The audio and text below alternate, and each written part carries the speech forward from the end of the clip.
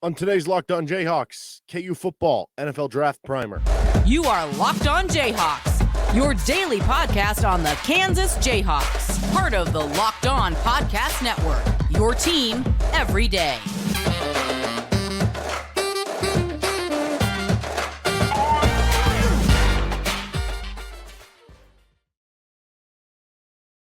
Derek Johnson, you can hear me as well Monday through Friday from 3 to 6 p.m. on KLWN in Lawrence with Rock Chalk Sports Talk, excuse me. Thanks for making Locked On Jayhawks your first listen every day. We are free and available wherever you get any of your podcasts. You can also find us, subscribe on YouTube. And on today's edition of Locked On Jayhawks, we're going to be going over a KU Football NFL Draft Primer. This is coming out on Thursday. NFL Draft starts tonight. I don't expect any KU players to be taken tonight, but maybe, I don't know. I wouldn't expect Lonnie Phelps to sneak into the third round, but I don't know. I guess you never know what's going to happen. Realistically, day 3 picks for both Lonnie Phelps and Earl Bostick if they are both selected. So we'll get into that scouting report, who's draft eligible, what this would mean to the program, and also who's next year that could be draft eligible for KU. So let's start right here. Who is draft eligible? Well, it's Lonnie Phelps and Earl Bostick Jr. Lonnie Phelps, your best pass rusher from last year. Earl Bostick, your left tackle from last season. And when you look at recent KU football players drafted, last season, Kyron Johnson was drafted in 2022. He was a 6th round pick. 2020 was the previous draft pick, Hakeem Adeniji. He went in the 6th round. And then in 2018, Dorrance Armstrong went in the 4th round. The last day 1 or day 2 pick for KU was Aqib Talib in 2008. He was obviously a 1st rounder. So day 1 or day 2, day 1, 1st round, day 2, 2nd and 3rd round.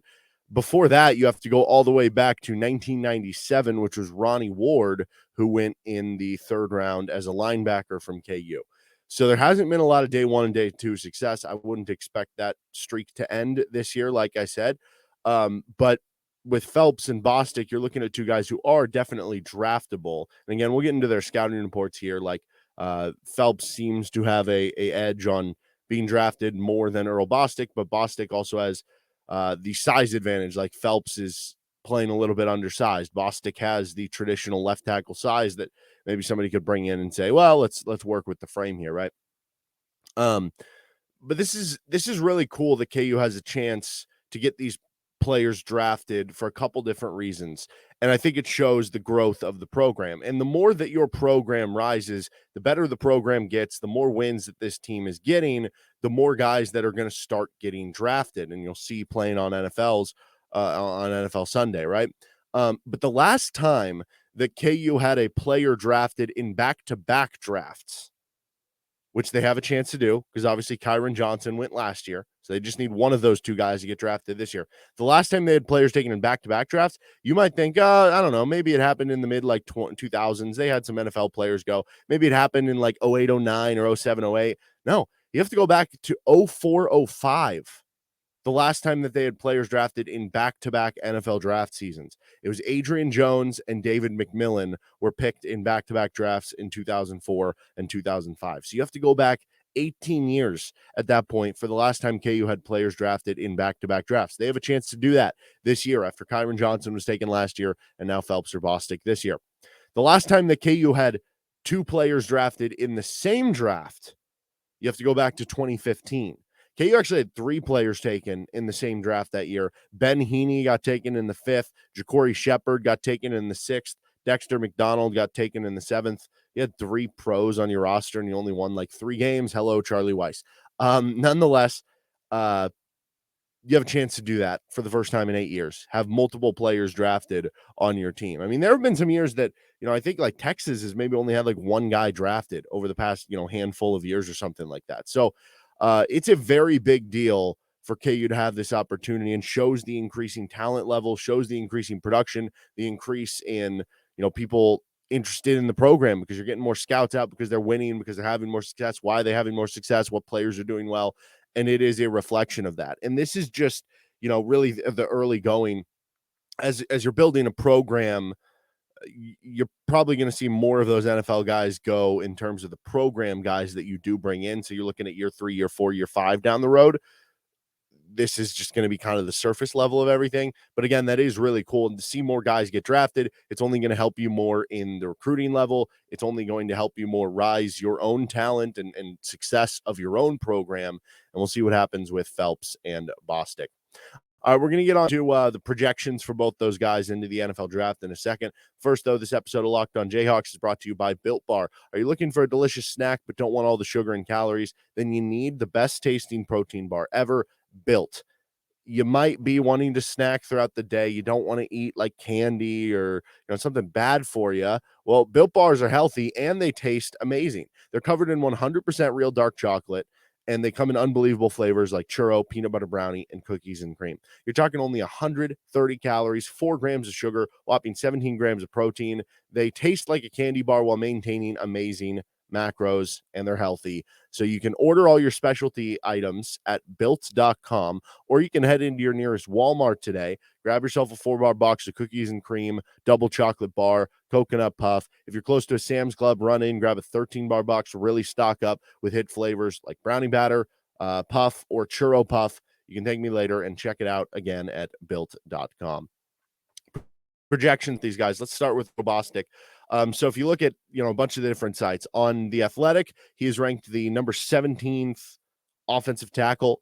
He was given a 6th to 7th round grade, so possibly draftable. But once you get into that like 6th, 7th round, everything is up in the air. Sometimes agents will even tell teams, hey, we don't want you to draft him, because basically they want to pick their destination. At that point, if you're a 6th or 7th rounder, sometimes you're better off just finding your best solution to getting onto the roster somewhere else. Other times, kids just really want to be drafted. Like it just kind of is dependent. Sometimes being drafted is going to work out into that right situation anyway. So it is kind of a crapshoot at that point, whether you go drafted or undrafted, but that is the projected range there. Sporting News has him undrafted.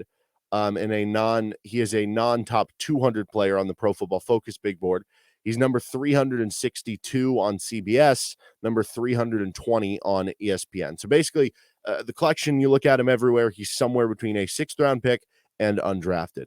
The scouting report in The Athletic, the beast from The Athletic, is very awesome stuff from Dane Brugler. Highly recommend checking it out. I'm not going to go through everything on there because there's some really cool stuff, and it gets into the background of like Earl Bostick and what motivated him and what turned him into this point, and gets into the scouting report, the strengths and weaknesses and stuff. I'm not going to read everything on there, but a couple things that I snipped out to talk about for this scouting report. In his strengths, big athletic frame with functional length. I think we saw that at Kansas, like really big player. He has the frame that you would want from an ideal tackle. His lateral quickness allows him to make cutoffs / reach blocks or mirror rushers to the corner. We saw that a lot when, he was getting out and moving, and KU was, maybe running a speed option or something one way.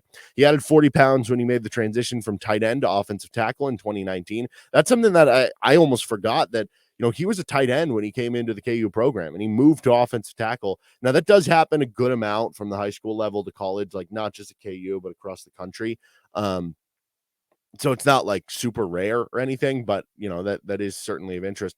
He returned for his 6th season at Kansas to be part of the change in the program. So you get bonus points there for, really wanting to make an impact on a team as a veteran. The weaknesses here, it says upright, narrow blocker, and still learning the importance of body posture. Undisciplined hand usage and raw technique make his job harder. Lacks the lower body girth to easily drop his anchor to answer power rushers. Only 3 years of playing experience on the offensive line. Will turn 25 during his rookie season. I think we saw some of the inconsistencies with Bostick. He was still learning the position. He got better, I think, each and every year that he was with the program. There were still times when it's hard. It's hard playing left tackle. It's hard being on that island. I think last year, to me, Dominic Pooney was KU's best offensive lineman. Mike Nowitzki was probably number 2. I mean, if you want to go Nowitzki 1 because of the duties and roles as a center, that's fine too. But I will say there is a certain curve that you almost have to grade like left tackles on, and sometimes right tackles, but specifically left tackles, with how much you are put on an island, not getting to double team. A lot of times, like sometimes you might get a chip from a running back or a tight end or something, but you're pretty lonely out there. And so your struggles are going to be magnified more than if a guard struggles, because the center might come over and just pick him up or something, or it's going to be easier for the running back if they're in pass protection to pick him up because he's coming straight through the middle. So I will say, you do get bonus points for that. And I thought he overall had a good season, but you did see some inconsistencies over the course of the year that would make sense. Here's the summary from The Athletic. A 3-year starter at Kansas, Bostick lined up at left tackle in offensive coordinator Andy Kotelnicki's multiple scheme, playing for 8 different position coaches in 6 seasons in Lawrence. That is remarkable. He made the full-time move from tight end to offensive tackle in 2019, and his return in 2022 helped Kansas to its first bowl game in 14 years. Bostick is a long and athletic with the movement skills to answer speed in his pass sets to show off his range in the run game. However, his shaky anchor, false steps, and unpolished technique lead to negative reps. Overall, Bostick moves with the slide quickness and athletic body control expected of a former tight end, but his play strength and timing aren't currently on an NFL level, especially in the run game. He has the developmental tools that will give an NFL team optimism. And that's what a lot of times this is when you're drafting someone in the late round. It's, can you just fit a niche? Right. It's either somebody who, like, we feel is going to be a very safe player that didn't go earlier because they don't have the athletic traits and they're going to be good in the locker room and all this stuff. Or they're going to be somebody who is a player like this, where it's like they have all the physical tools you could want, the size, length, speed, quickness, but we don't know about the production.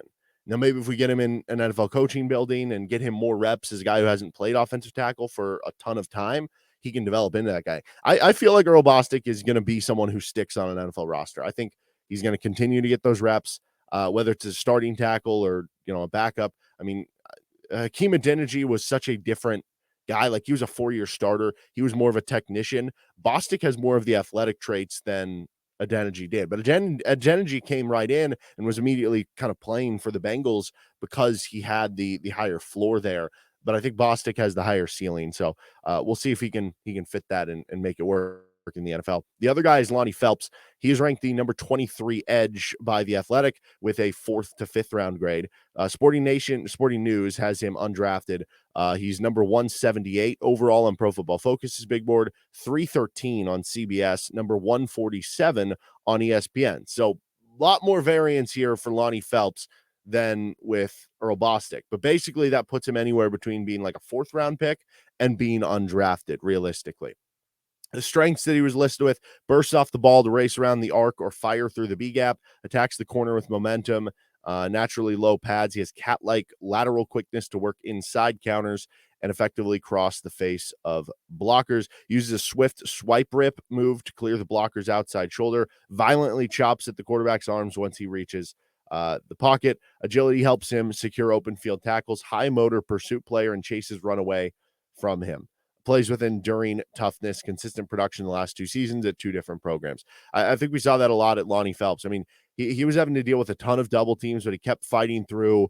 You think of some of the just, hustle sacks that he got over the course of the season. And yeah, that just, the plays where he would just rip through the guy were so impressive. It felt like he was getting held more than anyone in the country. I don't know if that's just how his move came through and it made it look like that. Because keep in mind, offensive linemen can hold the inside of your shoulder pads. But there were certain times where it was like, yeah, that probably should have been a hold and it wasn't called. So maybe that'll be more helpful to him in the NFL, that'll get called a little bit more. The weaknesses here: well-developed muscle tone, but undersized with shorter than ideal arms, inconsistent versus the run. Hands are active, but not always purposeful. Overeager for contact and benefit from more finesse in his game. Undisciplined tendencies, including 7 penalties in 2022. He had 5 offsides, 1 face mask, 1 unnecessary roughness. That was something where a lot of his penalties came in key moments too, where it was like I remember the TCU one. I think it was like 3rd and 8, 3rd and 7. KU might have just taken the lead to go up 3 or something, and it was a chance to get off the field, get the ball back, and really have all the momentum. And then there was him jumping off sides, trying to time the snap. Ended up TCU having a shorter play. They converted a 3rd down, ended up scoring, and obviously they go on to win the game. Lack of length puts a dent in the tackling. Did more zone dropping after he transferred to Kansas, but it's still new territory for him. Didn't play on kick or punt teams in 2022. So you're talking about, for Phelps, if he was like an inch taller and 10, 15 pounds heavier, he would be probably like a day 2 pick in the NFL draft. But the arms are a little shorter. Height and weight is more of a guy that would play like a 3-4 outside linebacker, but then he's not a guy who has done much coverage work or played kind of that linebacker role. So it'll be interesting to see how a team uses him. The summary here, a one-year starter at Kansas, Phelps lined up at boundary defensive end in defensive coordinators Brian Borland's 4-3 base scheme. After 3 seasons at Miami of Ohio, Phelps looked to challenge himself in a more talented conference and led the Jayhawks in sacks and tackles for loss. Phelps is quick off the ball and rushes with both speed and power, maneuvering his frame to force entry into the backfield from different angles. Though he plays with better physicality than bigger defenders, he needs to adapt more refined hands/timing as both as a pass rusher and run defender to stay on the field. Overall, Phelps' lack of strength or size/length will be a limiting factor for him versus NFL competition, but he is a pesky player to block because of the get-off and menacing energy in pursuit. He projects as a scheme versatile sub rusher. I think that makes a ton of sense, right? He's a third defensive end on teams where it's like you have your first 2 starters that are coming in, they're helping with run stopping, and then you're bringing in an extra pass rusher on pass downs. And he's going to come in there and he's going to get you, kind of a Mike Dana role a little bit, although Dana has turned into a solid enough run defender too. But, maybe he gets you 4, 5, 6 sacks in a season just coming off the bench. I think he'll be a very useful player for a bit in the NFL. And I think that, whoever does give him a shot will have a good rotation pass rusher that can just give them energy and can give them those sack numbers kind of late in downs, which I think is always super valuable. You're trying to get the quarterback late on third downs. All right, who is next? What guys could be eligible next year? What guys could we be talking about next year? Let's finish up with that with Locked On Jayhawks. So who's next year? Well, the guys who are done after this year for sure, that would have a NFL future as of right now. Now, I should add the caveat here. There are certain players that, maybe haven't really made an impact for KU or maybe haven't made the impact to the level of probably being on NFL draft boards. But if this is their last year of college and then all of a sudden they just break out and go off, obviously they could get there as well. But here's the ones as of right now that are highlighted. The guys who are done after this year that I feel like would have a chance to be drafted next year as of now. Dominic Pooney, for sure. Now, guards are less valued than tackles in the draft, right? Like, if you're the best guard in the draft, you might go in the first round. You might go in the second. If you're the best offensive tackle in the draft, you're probably going to go top 10, if not top 5, right? So it's just kind of a different way of valuing things. So that hurts you a little bit. But for Pooney, he was just so good, such a technician. He'll be a little bit older. But if he has the same season he had last year at Kansas, I think he's a draftable guy. Now, obviously, from, I don't know, maybe an athleticism perspective, maybe there was a reason he was at Central Missouri to begin with, and maybe that knocks him into the NFL. But, man, he was so good last year for Kansas that it's hard for me not to see him and be like, yeah, he should be drafted. Mike Nowitzki, obviously, kind of the same thing. Like, same thing with centers. It's you don't see a ton of centers get drafted every year, but he's someone who could absolutely get drafted into the NFL, who'll be an experienced player. Like, both in the case of Pooney and Nowitzki, you view them as kind of like day 3 picks in the same vein as like Phelps and Bostick, where, maybe they're not the most athletic, like largest people or whatever of the offensive line, but they're just good enough to get drafted. Mason Fairchild is one that, if he does what he did last year, I think at the very least you're looking at an early day 3 pick, like a 4th or 5th rounder. But if he improves on what he did last year and takes another step, would it be crazy for Mason Fairchild to be like a 3rd round pick? I don't think it would. I think Mason Fairchild is very, very good. He improved a ton as a blocker last year, which was so critical. I mean, there were a lot of games where he did really, really well as a blocker. He was one of your best blockers. A year before, he kind of struggled in that regard. We know he's got good hands. We know he's good in the receiving game, got good hand-eye coordination. So if he takes another step forward, you're looking at a definite draft pick. I think right now he probably would be kind of a day 3 pick if he just does what he did last year, though. And then Kenny Logan Jr., kind of the same thing, like probably a day 3 pick right now, but what if he does raise his game to, All-American level or something? Has 6 interceptions, returns a couple kicks for touchdowns this year. Then maybe you are talking about, a little bit higher than that. But yeah, I think all those guys could very well end up being drafted next year. Now, does that mean all 4 of these guys are going to get drafted? Probably not. The odds are against that. But like, they all have shots, which is pretty cool for KU. And then you have guys this next year that are going to have possible decisions based on how they do as juniors. Again, same thing. If there's any breakout players who are redshirt sophomores or juniors that we're not really expecting, they would go in this list as well. Hypothetically, like some of the players who transferred in, I could have added to either of these lists, but we just don't know as much about them. So that's why I didn't put them on here. But Jalon Daniels, clearly, if he has the season that everybody's hoping and expecting, he would have a decision to make at the end of the year as a junior. Would he come back would he be a draft pick? I think the arm strength is clearly there. Like normally the knock against, well, he's undersized, it's going to hurt his arm strength, doesn't have as strong of an arm, but he has that live wire arm. Now, there are other parts of being undersized that hurt you. It's looking over the offensive line because in the NFL, the offensive line is going to be bigger. Defensive line is going to be bigger. And it is from a standpoint of like being durable.